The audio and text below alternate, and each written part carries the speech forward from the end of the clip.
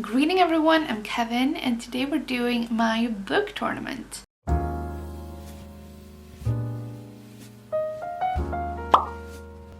So I got this idea because there is a book subscription service called Book of the Month, and so I felt like, maybe I could do something like that as well, but with all the books that I have read. So you're looking at my little, this is on a whiteboard website app kind of thing. So I just put up all the books that I have read. So here are all the 21 books that I have read in order. So The Tiger's Daughter is the first book I read. Then I read A Midsummer Night's Dream, How Not to Ask a Boy to Prom, Grinchen, Julen är stulen, The Last Story of Mina Lee, The Hannah Wars, The Inexplicable Logic of My Life, Aurora Rising and Aurora Burning, Illegal, We Just Clicked, Kim Ji-young, born 1982, Pax Nidstången and Pax Grimmen, Clap When You Land, We Didn't Ask for This, The Love Square, Finding Mr. Better Than You, The Hating Game, You Should See Me in a Crown, and the last book I read in January was Crier's War. So my idea is that for every single month, after every single month, I'm going to sit down and decide which book is the best book out of these 21, and I am going to pick the one that I love, that I enjoyed the most, and that I would say, oh, this book is the best book of the month, and very like in the now when I have just read them, so I have them all kind of fresh in my memory.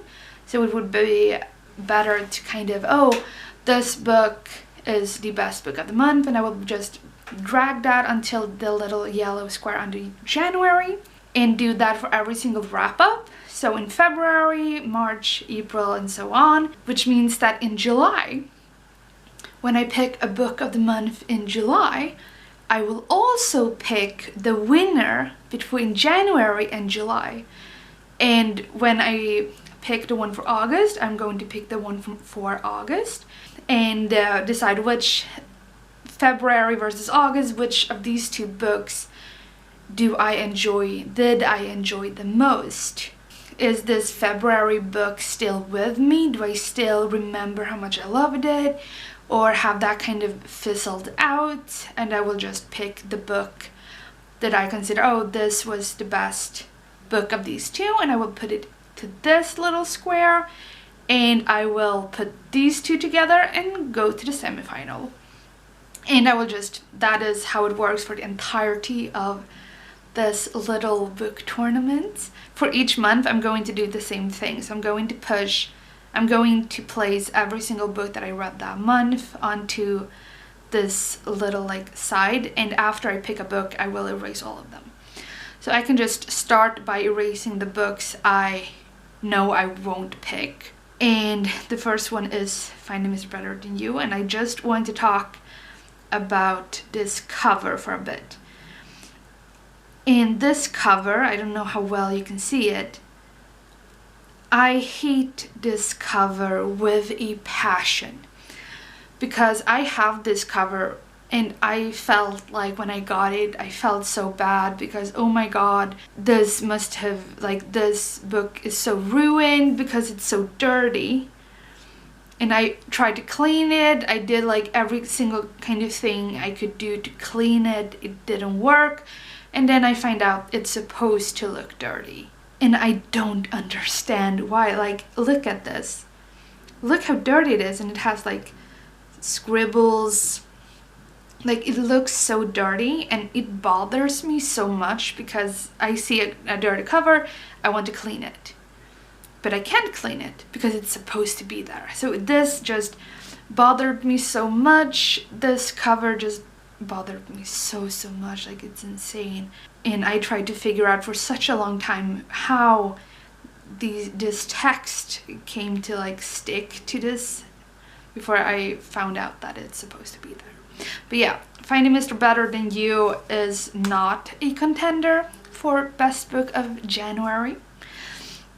The next question is, which other book would I not consider and I'm going to take The Tiger's Daughter out.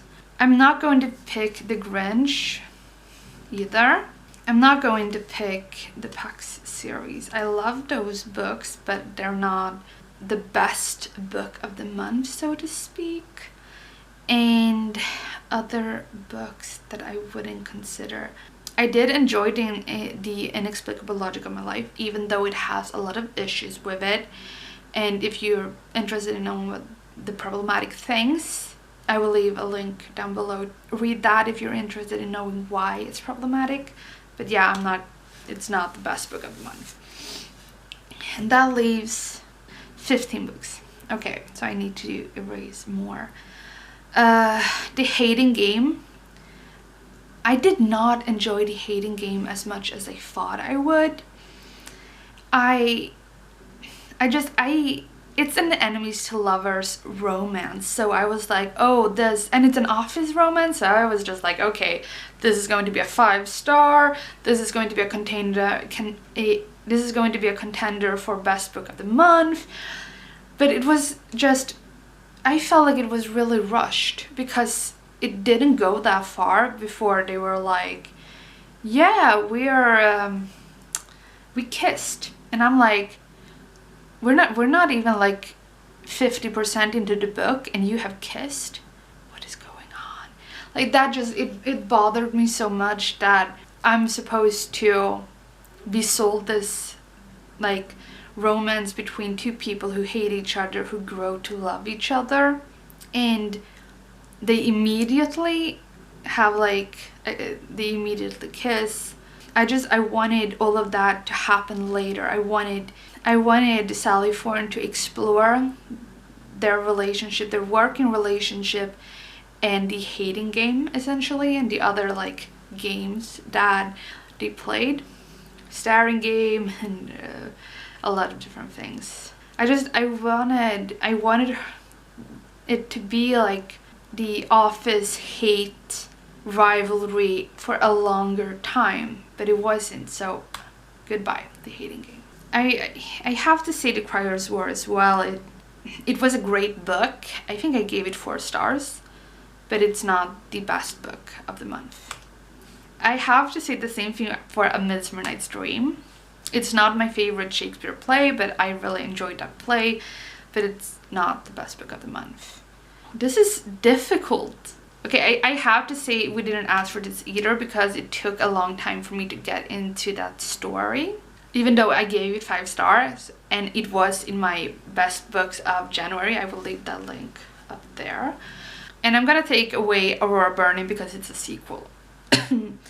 And I don't think it's fair to have like a sequel as a contender, because it's just like you have already established the characters, the world, and everything before a sequel or before like the next in a series. So to have that as a best book of the month is kind of like, I just think it's unfair, so I'm gonna take that out.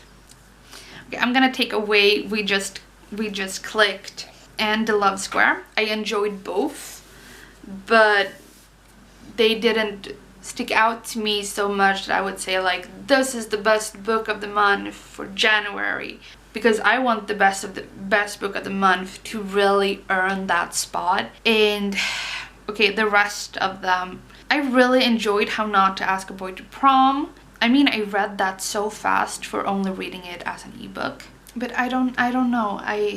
No. Bye-bye.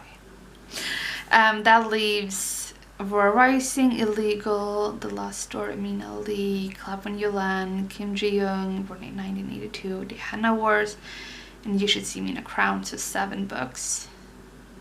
I'm kind of impressed. I have already taken out 14 books.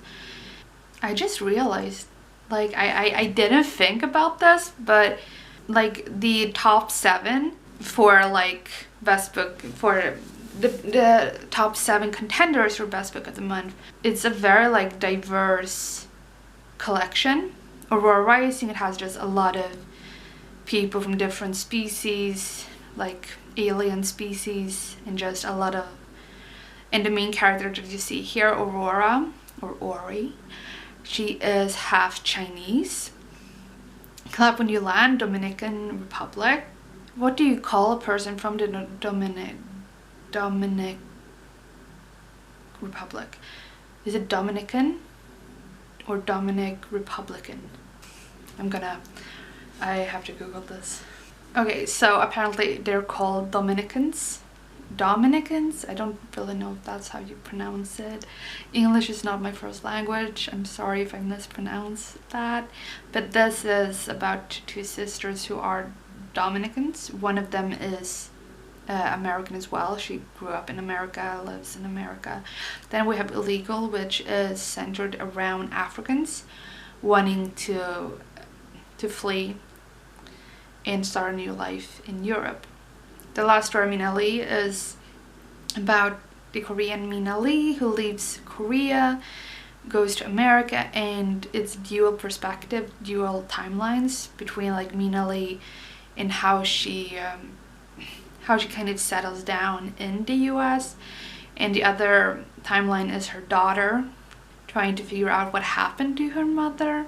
And then we have Kim Ji-young, born 1982, which is set in Korea, about Kim Ji-young, born 1982, and kind of everything that she went through as a woman, growing up as a woman in Korea, and like the inequality between the genders and such. It's a very interesting book about like social commentary. And then we have the Henna Wars, which was so beautiful, and it's about, we have Nishat, who is Bengali or Bangladeshi, I don't know. I had a best friend for a very long time from Bangladesh. She lived in Bangladesh. I think she still lives in Bangladesh, and she referred to herself as Bengali. And I have seen people talking about people from Bangladesh as Bangladeshi, so I don't really know. I say Bengali because my friend, my former BFF, referred to herself as Bengali, so that's why I say Bengali. But this is, Nishat is Bengali, and for school she decides, I'm gonna do a henna business. And Flavia, who is Brazilian, and something else, I don't remember the something else, but she's Brazilian, she speaks Portuguese, and she's also a person of color just like Nishat. And she decides to also do a henna business, which this book kind of, that's why it's called the Henna Wars. But this book kind of deals with what it means, like what cultural appropriation means, what cultural appreciation means, when does art stop being cultural, and when does that become art instead. I think that like kind of, I've thought about this book for a long time afterwards, and I think with the whole discussion, when does art become only art and free for everyone to use or do, and I thought about an art form in Sweden that is very tied to the Sami, which is our indigenous peoples, and they have a kind of art style with music called yoik, which is essentially singing sounds, and the sounds will, like, the sounds are so impactful and powerful that they make you cry, and they can make you laugh, and they're just so powerful, and it's just sounds that they make. And it's like, there is a very famous one from Jon Henrik Fjällgren, who is a Swedish yoik artist, and he performed Daniel's yoik. I will link that down below because it's beautiful, and a lot of people cried when listening to that song. Like, my sister cried very, very much, and it's so beautiful, and he doesn't say a word. Like, he doesn't say a word at all. And I thought about that in relation to this book, and I felt like, as a teacher, if I would have a student who said, I'm gonna perform yoik for like an arts project, and that person was not Sami, I would say, no, you're not allowed to do that, because I consider that kind of like the same thing. I would never say that it's okay, especially because yoik is so tied to our indigenous people's cultures. We have put them through so much pain, and we still do that, and I try my best to make sure that my students know that they exist, because I grew up not knowing we had indigenous peoples in Sweden. So I want all my students to know that they exist, and know that it's not okay to steal from them anymore, because we shouldn't. Like, we have already stolen so much from our indigenous peoples that I think taking something else from their culture that is tied to their culture and tied to their cultural heritage and identity, it's just not okay. And I really love this book because it really made me think about that and made me reflect on all of that. And the last book on these is You Should See Nina Crown, and this was also a very beautiful book. I want to do like a little trigger warning for this book because it has an outing. Our main character is outed in this book, and I was outed when I was in upper secondary school, so kind of the same age as she is when she's outed, and I completely relate to everything she's feeling, and I really related to her as a character very, very much on the queer side of it. And of course I don't understand what it's like to be a queer person of color, growing up black without parents, growing up with your grandparents in like a small town. I have no idea what that's like. I have no idea what it's like to grow up in the US regardless of color. I just want to put that out there. I completely relate to the queer aspect, but of course I can't relate to much more than that. But I think that's why it's important to read books about people from different experiences, from different cultures, who live in societies different from our own, because like you can't compare Sweden to the US. Like you can't do that. It's our two countries, they are just too different to be compared. It would give someone a headache to try and compare Sweden to the US or Sweden to the UK for that matter. And I don't want anyone to hold back on the books they read just because the book is different from their own experiences. So, I don't want to read a book set in this country because I am not from this country, I've never been to this country, I'm not interested in this country. But okay, I need to take away more books. The books that have like had a more like lasting impact on me is not like Mina Lee. Kim Ji-young I have to take away as well. This was very important to me, but it's not as impactful as the other ones. And Aurora Rising I'm also taking away, which I think is very weird because it's sci-fi and I love sci-fi. And I mean, honestly, after talking to you guys about this for a while, there's only one book I can pick. Pause and write in the comments which book you think I'm going to pick. And when you've done that, you can come back and see which book I pick. I'll wait. The book I pick for best book of January is The Henna Wars.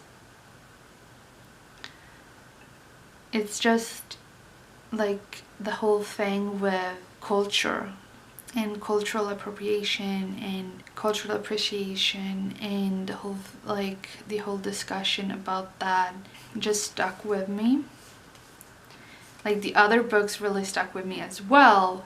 I picked The Henna Wars. And then in a month for my next wrap up, I'm going to decide which book is the best book of the month for February. And I will continue to do this the entire year, and it's not until December when I will do this book, decide which book of these two to go to the semifinal, and then which book of these three will win. So in December, in the end of the year, I'm going to pick the best book of 2021. I just think it's kind of like nice to look back on this and see which book I read every month that I really stayed with me. So I picked the Hannah Wars for this one. It was a very difficult choice. Like, obviously you've seen this video, you know that it was a difficult choice, but it's just, I had a lot of great books. I have, like, you can check out my best books of January video. There was just so many books that I loved this month, but I'm picking the Hannah Wars for this one. So I hope you enjoyed this video. Please leave a like if you did or do, and comment down below if you want to, and I'll see you next time. Good reading!